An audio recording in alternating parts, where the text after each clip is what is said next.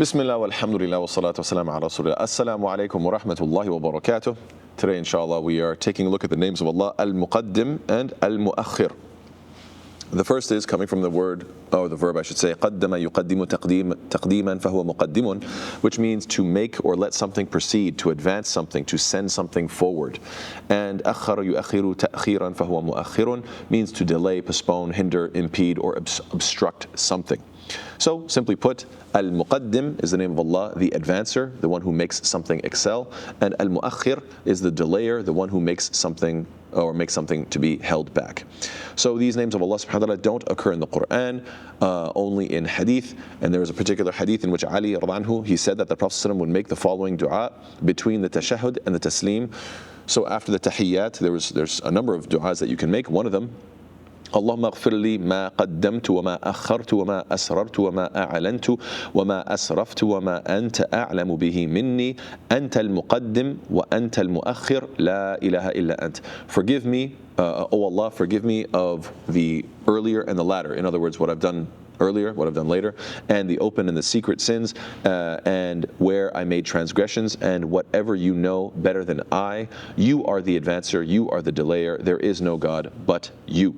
And similar hadith in which Abu Musa radhiallahu anhu, he said that أنه كان يدعو بهذا الدعاء, that the Prophet ﷺ used to make dua with the following invocation, with the following supplication: رب اغفر لي خطيئتي وجهلي وإسرافي في أمري كله وما أنت أعلم به مني اللهم اغفر لي خطاياي وعمدي وجهلي وهزلي وكل ذلك عندي اللهم اغفر لي ما قدمت وما أخرت وما أسررت وما أعلنت وأنت المقدم وأنت المؤخر وأنت على كل شيء قدير.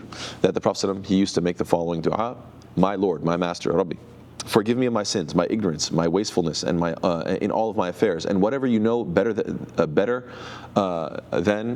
than me. O Allah, forgive me my mistakes, done intentionally, by mistake, or in jest. All of it is my fault. O Allah, forgive me whatever I've done before and whatever I'll do later, and whatever I do secretly or publicly. You are the advancer and you are the delayer. Or it could also be translated as you are the first and the last. Another way of looking at it. And you have power over everything, over all things. You have power over all things. So there are two types of advancing and delaying.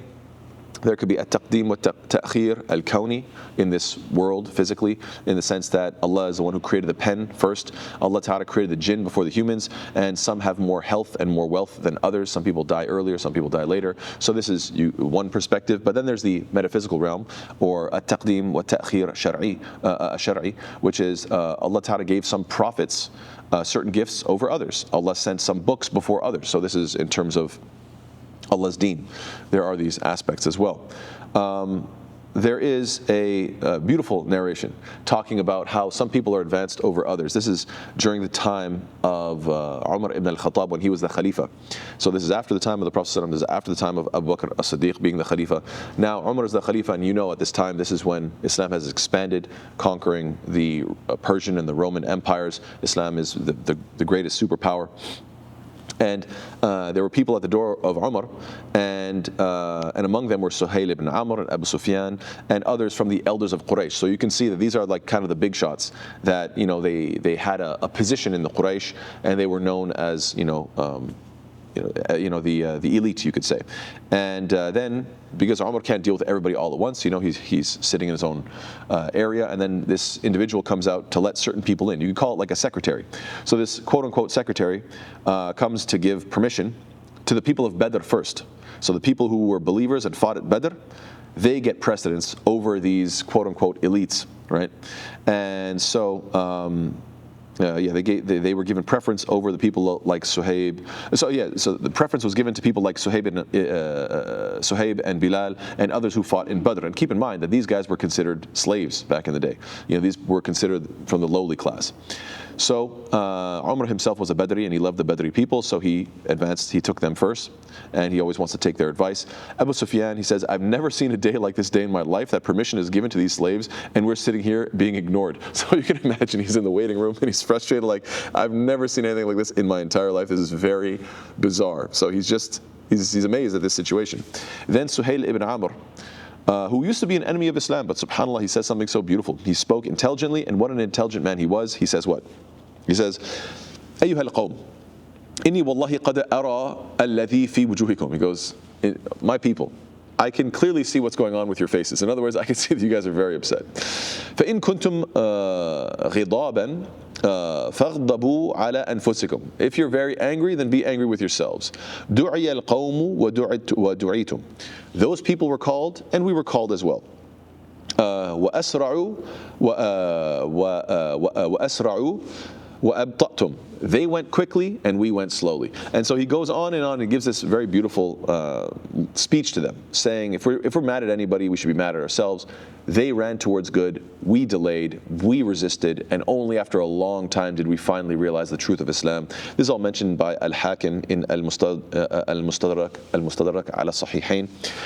And it's a very beautiful speech, but basically it's this question of who gets advanced and who gets delayed. Who are considered the top and who are considered the bottom of society. SubhanAllah, Islam teaches us that it's all about righteousness. It's a very, very beautiful speech that he gives. And SubhanAllah, this is a result of the many years of them memorizing and hearing and praying with the ayat in which Allah Ta'ala says, وَسَارِعُوا إِلَى مَغْفِرَةٍ مِّن رَبِّكُمْ وَجَنَّةٍ عَرْضُهَا السَّمَاوَاتُ وَالْأَرْضُ أُعِدَّتْ لِلْمُتَّقِينَ. Hasten to the forgiveness from your Lord and a garden as wide as the heavens and the earth, prepared for the righteous. Allah Ta'ala describes what? السابقون السابقون أولئك المقربون. The forerunners, those are the ones brought near, as in brought near to Allah. إنها لإحدى الكبر نذيرا للبشر لمن شاء منكم أن يتقدم أو يتأخر. Indeed, the fire is of the greatest afflictions as a warning to humanity, to whoever will among you proceed or stay behind. It's up to you if you want to go forward or if you want to delay behind. That is going to be your decision. Allah says, أولئك يسارعون في الخيرات وهم لها سابقون. It is those who hasten to good deeds and they outstrip others therein. So there's so many ayat in which Allah Ta'ala emphasizes the idea that, hey, this is a race, and towards the believers, you shouldn't feel a sense of competition that's negative, like I want to beat them in competition by tripping them or by tempting them with evil so they become behind. Of course not. But you should feel a sense of, if I see my brother memorizing more Quran, why am I not memorizing the Quran? If he shows up to the masjid more often, why am I not showing up? If he's giving more da'wah and this person came to Islam by him teaching them and telling them about Islam, why am I not doing that? This person just embraced Islam. Who taught them Surah Fatiha? That brother, that sister did. I need to teach somebody Fatiha. I need to bring them to the masjid. I need to bring them to halaqat. You need to see that, وَفِي ذَلِكَ فَلْيَتَنَافَسِ الْمُتَنَافِسُونَ. Allah says, in this let the computers compete. For paradise, let the computers compete. If you're really a competitive person, be competitive in this. Be competitive for ilm, for knowledge in Islam. Why should A, B, and C person read a bunch of books about their deen and you know nothing about your Islam? Allah says, يَرْفَعِ اللَّهُ الَّذِينَ آمَنُوا مِنْكُمْ وَالَّذِينَ أُوتُوا الْعِلْمَ دَرَجَاتٍ. Allah says, Allah will raise those who have believed among you and those who are given knowledge by degrees. You're going to be advancing above others if you take your deen seriously by degrees. Allah Ta'ala also says, وَلَا تَحْسَبَنَّ اللَّهَ غَافِلًا عَمَّا يَعْمَلُ الظَّالِمُونَ إِنَّمَا يُؤَخِّرُهُم لِيَوْمٍ تَشْخَصُ فِيهِ الْأَبْصَارِ. And never think that Allah is unaware of what the wrongdoers do. He only delays them for a day when the eyes will stare in horror, racing ahead, their heads raised up, their glance does not come back to them, and their hearts are void. So these are two ayat in Surah Ibrahim, ayat 42 and 43, in which Allah is saying that, look, in terms of Allah being Al-Mu'akhir, the delayer, what does He delay? He is not in any way unaware of what the wrongdoers are doing. He knows the oppressors are doing wrong. He's not giving them a pass, but He delays until an appointed time. Furthermore, we know that the Prophet ﷺ was training the Sahaba to realize who gets advanced, who gets held behind. We need to change our perception of things. We always think, oh, this guy has the fancy house and the fancy car. He must be at the forefront of society and everybody else is behind. The Prophet ﷺ, there's a very interesting narration in which a man passed by the Messenger of Allah ﷺ, and the Prophet ﷺ asked the people sitting around him, what's your opinion of this guy? And they replied, oh, that guy, he's from the noble class. By Allah, if he should ask for a woman's hand in marriage, they're going to marry him. And if he intercedes for somebody, his intercession will be accepted. And the Prophet ﷺ remained quiet. And then another man passed by, and he asked the same question. What's your opinion about this guy? And the person said, oh, Ya Rasulullah, oh Messenger of Allah, this person is from the poor Muslims. If he asks a woman's hand in marriage, no one's going to accept. If he intercedes on somebody's behalf, no one's going to accept his intercession. If he talks, nobody even listens to him. Subhanallah. And then the Prophet ﷺ said what? هذا خير من ملء الأرض مثل هذا. He said, this poor guy, this poor man that nobody seems to respect, is better than even a whole world full of the former type of guy. That rich guy, Mr. Pompous, whatever, that guy, I can have a whole planet full of him. And all of that whole planet wouldn't be worth this one guy over here. SubhanAllah, very, very powerful transformation of perception that the Prophet ﷺ was teaching the Sahaba, and as such all of us.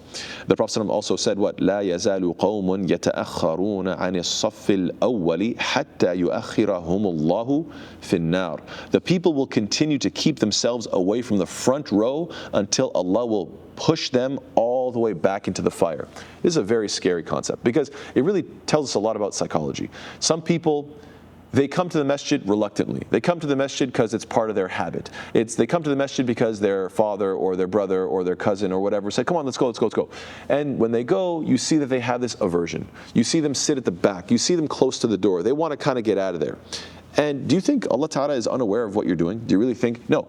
The people who go to the front that show enthusiasm, they're going to be paying close attention, they're going to benefit from the message, they're going to become better people, they're going to make istighfar, make tawbah, ask for guidance, and inshallah Allah is going to keep blessing them. The one who's acting like he's better than all this, Allah Ta'ala is going to say, go ahead, keep going back. Oh, go ahead, miss another day. Go ahead, miss another Jum'ah. Go ahead, miss another halaqah. Go ahead, keep getting further away until eventually you have nothing to do with your Islam. Until you and your children and your lineage, and Islam disappears from you. Why? Because it started with this ugly attitude of, I'm better than this, I want to get out of here, I don't like this. Really, you don't like this? Khalas, get out of here. So be very careful the way you behave in the masjid, and you should be grateful that you are a guest in the house of Allah Ta'ala, and Allah Ta'ala invites people as guests, and your invitation may be revoked. It could be the case that you're invited one day and not invited another day. People embrace Islam all the time here in our masjid and in other masajid all around the world. People are getting replaced. Some people are coming, other people are going. Revolving door. We need to remember these things. The Prophet ﷺ says what? وَلَوْ يَعْلَمُونَ مَا فِي التَّهْجِيرِ لَاسْتَبَقُوا إِلَيْهِ. And if they knew the reward of offering the dhuhr prayer in its early state of time, they would race for it. Sometimes dhuhr comes in, and you're like, I got another couple hours, and you delay, and even sometimes miss. A'udhu billah, may Allah protect us and forgive us. But the one who says, hey, the time of salah came in, I'm going to pray right away, there's a special reward for that. Furthermore, the Prophet ﷺ talked about who gets advanced and who gets delayed regarding closeness to him. إِنَّ مِنْ أَحَبِّكُمْ إِلَيَّ وَأَقْرَبِكُمْ مِنِّي مَجْلِسًا يَوْمَ الْقِيَامَةِ أَحَاسِنَكُمْ أَخْلَاقًا. Indeed, the most beloved among you to me and the nearest to sit with me on Judgment Day is the best of you in character. You want to get advanced and close to me on Judgment Day? Be kind, sweet, try to avoid jokes, insults that hurt people, etc. May Allah forgive us. I know I myself and many of us, we make jokes, we think, oh, it's just funny, I just want to make people laugh, and then you see the person was hurt and you think, was probably a bad idea. Maybe I could have said something kind instead of something scathing. Then the Prophet continues, وَإِنَّ أَبْغَضَكُمْ إِلَيَّ وأبعدكم مني مجلسا يوم القيامة الثرثارون والمتشدقون والمتفيهقون. Then the furthest people from me sitting on Judgment Day are going to be these people who are, these three different words, الثرثارون, المتشدقون, and المتفيهقون. And the Sahaba said, Ya Rasulullah, O Messenger of Allah, قَدْ عَلِمْنَا الثَّرْثَارُونَ. We understand what this term means. And al-mutashaddiqun, we understand. And they're saying that, but what about this last group? Because al-thartharun means the loudmouths. We understand that. The people that are furthest away from you are the loudmouths, number one. And number two, al-mutashaddiqun, the exaggerators and mockers. But then number three is al-mutafayhiqun. Who is that? We don't understand that term. And then he says, قَالَ الْمُتَكَبِّرُونَ. He says it's the arrogant people. So in other words, simply put, the people that are going to be furthest away from the Prophet ﷺ are who? Loudmouths, exaggerators, and arrogant people. May Allah protect us from all three categories. Furthermore, the Prophet ﷺ says, مَا نَقَصَتْ صَدَقَةٌ مِّن مَالٍ وَمَا زَادَ اللَّهُ عَبْدًا بِعَفْوٍ إِلَّا عِزًّا وَمَا تَوَاضَعَ أَحَدٌ لِلَّهِ إِلَّا رَفَعَهُ اللَّهُ. Charity does not decrease wealth. No one forgives another except that Allah increases him in honor, and nobody humbles himself except that Allah is going to raise his status. So you might think, oh, if I forgive this guy, that just goes to show my weakness. No. Forgive, and Allah Ta'ala is going to elevate you. So you want to know how Allah Ta'ala advances some people and delays other people? Forgive people, let it go. and inshallah Allah Ta'ala will elevate you. Furthermore, the Prophet says, وَإِنَّ اللَّهَ أَوْحَى إِلَيَّ أَن تَوَاضَعُوا حَتَّى لَا يَفْخَرَ أَحَدٌ عَلَى أَحَدٍ وَلَا يَبْغِي أَحَدٌ عَلَى أَحَدٍ. Allah revealed to me that we should be humble amongst ourselves, and none should show pride over others, and it does not behoove one to do so, to talk down to others, be like, I'm better than you, I'm so awesome, this and that. This is inappropriate behavior. Furthermore, the Prophet says what? That on Judgment Day, there will be some people that will, how will they advance on Judgment Day? Some people will, أَلَمْ تَرَوْا إِلَى الْبَرْقِ كَيْفَ يَمُرُّ وَيَرْفَعُ فِي طَرْفَةَ عَيْنٍ.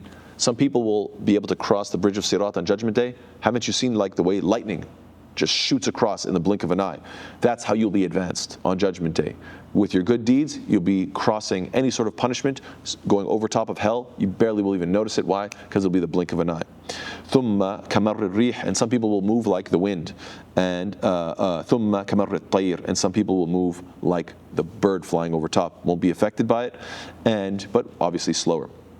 So these are different descriptions as to how people are advanced and other people are delayed. And other people, as we know, will be walking, other people will be crawling, trying to get over the hellfire, and some people, may Allah protect us, will be going so slowly and will eventually fall from that bridge of Sirat into the fire itself. May Allah protect us. Furthermore, the Prophet says, إِنَّ أَوَّلَ زُمْرَةٍ يَدْخُلُونَ الْجَنَّةَ عَلَى صُورَةِ الْقَمَرِ لَيْلَةَ الْبَدْرِ ثُمَّ الَّذِينَ يَلُونَهُمْ عَلَى أَشَدِّ كَوْكَبٍ دُرِّيٍّ في السماء إضاءة. The first group of people who will enter paradise will be glittering like the full moon, and those who will follow them will glitter like the most brilliant star. And this hadith goes on and describes this beautiful state. So subhanAllah, there's many different ways to be advanced through your knowledge, through your good deeds, on Judgment Day, looking bright, moving quickly away from any sort of punishment, directly going to paradise. May Allah Ta'ala make us of those who understand that people are advanced because of their goodness, not because of their wealth. There could be somebody who's very wealthy, but he's a horrible, wretched person. Do not look up to these people. Realize that they have been delayed, not advanced. And may Allah Ta'ala forgive us for everything that we've done in the past and in the future. Ameen ya Rabbil Alameen. Jazakallah khair. Wassalamu alaikum wa rahmatullahi wa barakatuh.